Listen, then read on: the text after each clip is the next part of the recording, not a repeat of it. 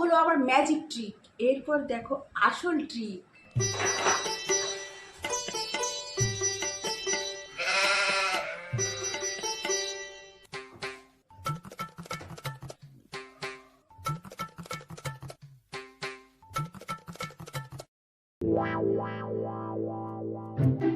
আরে কি হয়েছে? ওইভাবে তাকিয়ে রয়েছো কেন?